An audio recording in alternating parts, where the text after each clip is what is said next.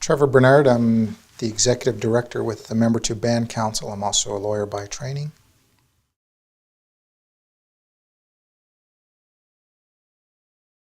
Marshall was arrested for the illegal sale of eels, contrary to the Fisheries Act. My understanding is that it was more or less a test case.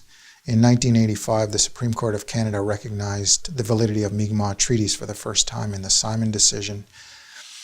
The treaties also contained a trade component, which the Mi'kmaq wanted to have recognized as well. So Marshall was put forward as a test case to have the right to commercial harvesting of fish recognized. So he was charged and I believe lost in all the lower courts, and finally was the right to trade was recognized in the Supreme Court in 1999.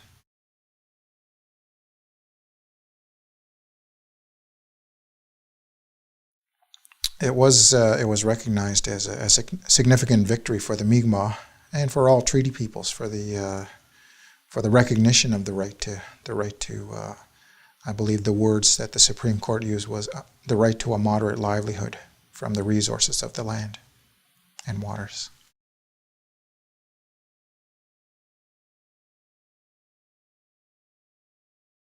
Well, the treaty that was recognized was the Treaty of 1760-61, which was 2 years before the Royal Proclamation. What I understand of history is that the Royal Proclamation was meant to apply to Indigenous nations further west, and the belief was that the Mi'kmaq and the Maliseet, who were the treaty beneficiaries of those treaties, were heading towards extinction, and so there wasn't any need to formalize title issues with them.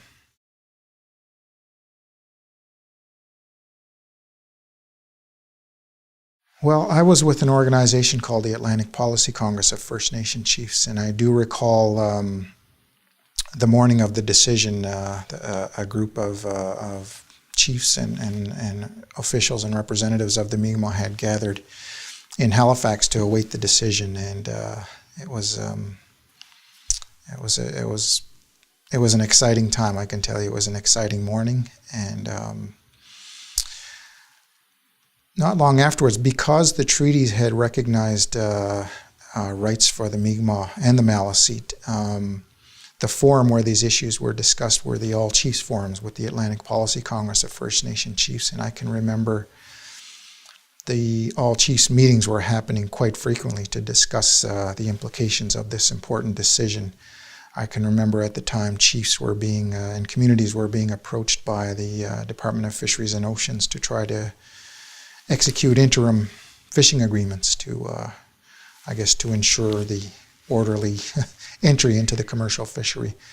The Department of Fisheries and Oceans was buying licenses, buying vessels, and they claimed that the fishery had been, the more lucrative fisheries had been fully subscribed, and so they instituted a buyback program on behalf of the Mi'kmaq and Maliseet.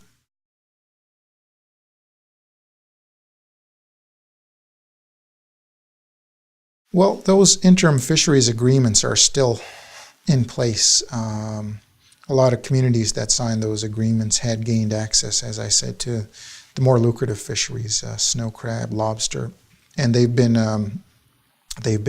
have led to economic benefits for those communities for sure. The actual treaty right to fish is still being negotiated here in Nova Scotia. I can't speak to other provinces, but in Nova Scotia, it's happening under the Gwilmu Maunglusuwahan process.